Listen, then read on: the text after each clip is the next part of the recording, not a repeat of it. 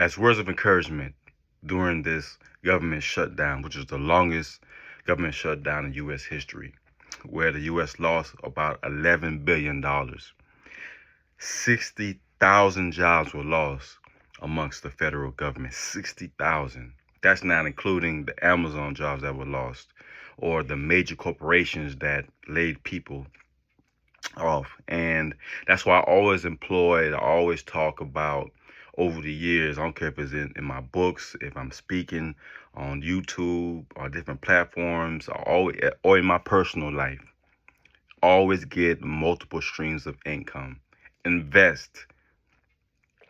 Do smart investments. Study. You know what I'm saying? Study smart business moves by smart business people. All right. Now, there's a story in the Bible to give you guys some words of encouragement, because even though the government shutdown is over, roughly $3 to $7 billion has been permanently lost due to this shutdown, due to this president's ignorance. I'm gonna give you guys some words of encouragement. One of the most powerful stories that has always motivated me since a little kid, because I always found it fascinating, not knowing that in the future I would need that same inspiration as a grown man. I'm 45, 46 years old now. I'll be 46 February 7th next year. Hint, hint for those who want to bless a brother. But I'm already blessed. I've been rich beyond my means. As a matter of fact, I was rich the day I realized who I was. Richness is really an internal thing. It's not something that's from outside sources. Blessed is something that when you realize who you are, and you realize that you are the child of the Most High God, that's when you realize you are blessed. Blessed is a mind state. Blessed is a mental capacity, and to understand who you are, what you are, and where you're going.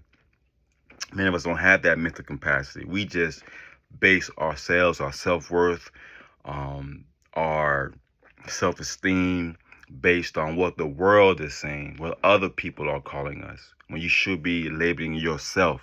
Labeling is a power in itself. It can build up a person or it can destroy a person. And not just words from other people, but words that we say to ourselves. You feel me? What are you saying to yourself?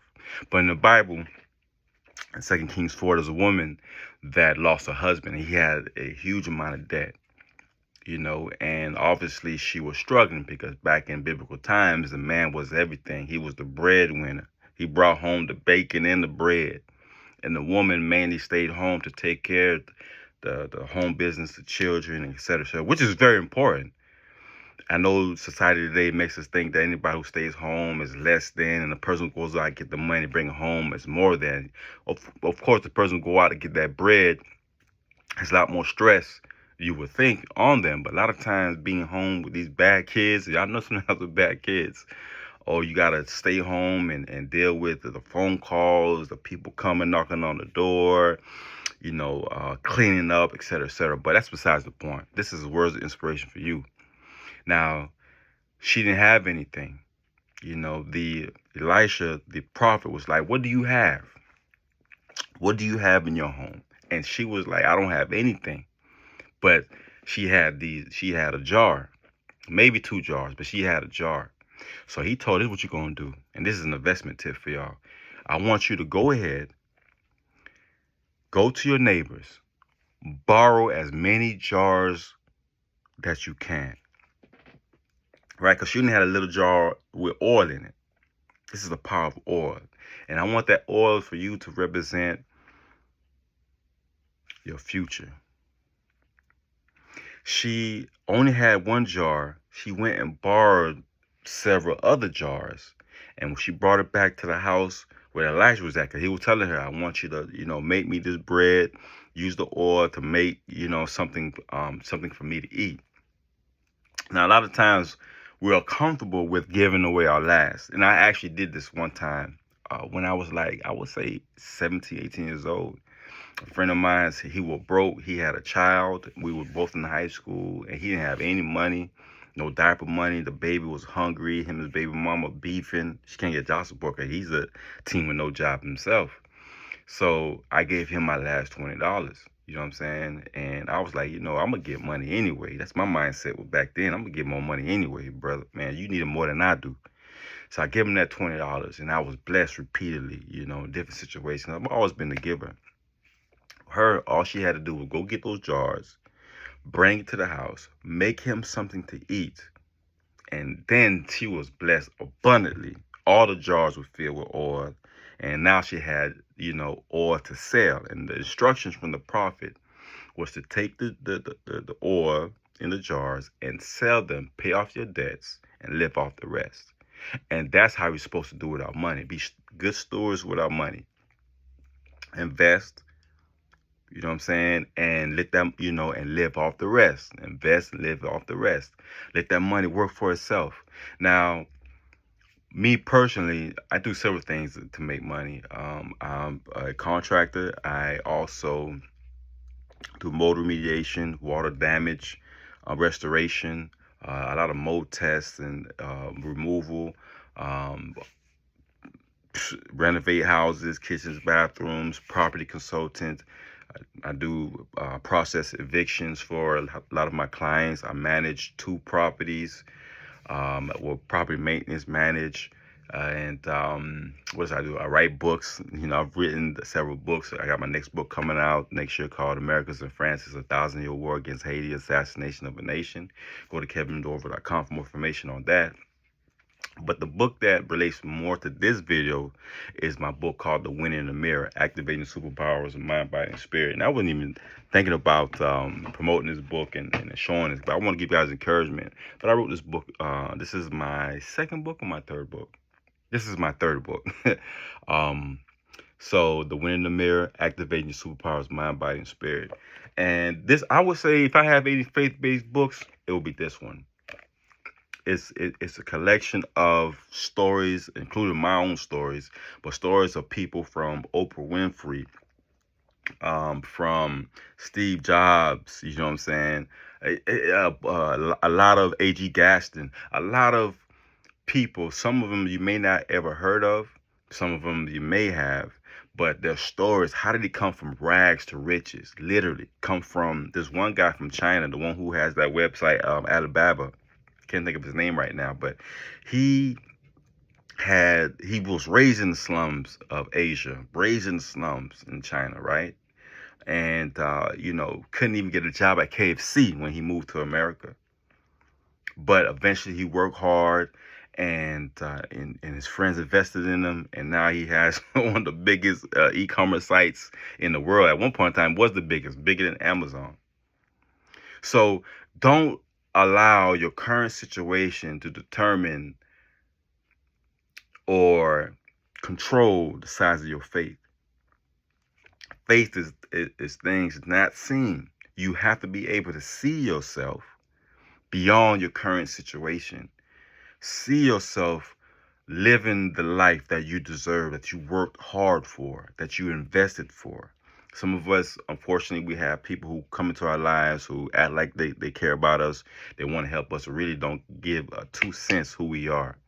They don't care if we eat, if we die. They're just trying to use you for what you have.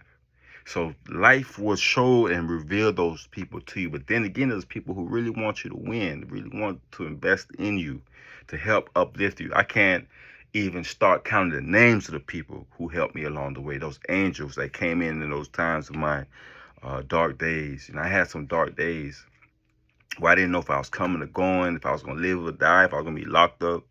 You know what I'm saying? So, but now I'm here. And I told God, if you give me an opportunity, I will help, inspire, and motivate and save the lives of our youth. And I've done that. I kept my word, from volunteering. And volunteering is another major step in overcoming adversity. Because when you volunteer, you're making the other people, you're serving your community. And that's a law of life, law of nature. Help others that are less fortunate. Assist them, encourage them. Even your words are a blessing. Even your acts of kindness, and not expecting something back. I know we in the world today where people going crazy. I just saw in the news someone got killed over some argument over some turkey legs at a store just yesterday, within the past 12 hours. And today is, you know what I'm saying, Friday, what is it, Friday the 14th? So people are dying all the time. People are losing their lives, losing their income all the time, but it doesn't have to be you. So be diligent. See, what do you have in your hands? What do you have that God can bless? Is it your writing? Is it your art? Is it your speaking? Is it your real estate savviness? You know what I'm saying? Are you a smart investor? Is it that you design clothes real good? Are you good in selling things like, you know, tennis shoes or clothes? Do you aspire to build a factory so you could produce some things, but you ain't got no money? But that's the good thing. You don't need money all the time. You just need a good plan. Write it down and make it plain. All right? Write your goals down and make it plain. Write them down and make them plain. Continue speaking them. And even though I'm living a dream, it took me well, I'm 45. I just bought a house. But this house, it took me 45 years of my life to finally live a dream of owning and purchasing a home for my family. I'm in the office of my new home. This, like, I can't tell you what that means to me. Even though I've been here 3-4 months, in the middle of the day, at night, in my prayers, or while I'm at work or at home, I'm always saying, I'm a homeowner now. Thank God. Thank you, God, for making me a homeowner. I'm not just thanking God for what I have, but what I'm going to have. So I just want you guys, don't lose faith. Even though the government shutdown is over, you know what I'm saying, things will have to go pick back up. We got people in the Caribbean islands who are suffering, lost their homes, literally lost their home, whole neighborhood. Didn't lose your home, lost your whole neighborhood. Haiti has been through several hurricanes. This is a hurricane that hit Haiti, Jamaica, Turks and Caicos, and Cuba, all the islands. Unfortunately, only Jamaica is getting all of the help and support. And I find it troubling that most Jamaicans that I know don't see nothing wrong with it. There is something wrong with it. We must love and support each other. We can't help one country and completely ignore the other ones. But hey, it is what it is. But I just want to, my brothers and sisters in the Caribbean islands, whichever island you at, whether it's from the VI, Puerto Rico, wherever, man, keep your head up, and may we somehow from America and from Africa and Brazil, wherever we are, we can help and support, whether it's boots on the ground or sending money to organizations that's really going to do the work. My name is King Kevin Dorival. Bless up, y'all. KevinDorival.com. I love you guys. Like, subscribe, comment below. Tell me your thoughts, and tell me what kind of business you have.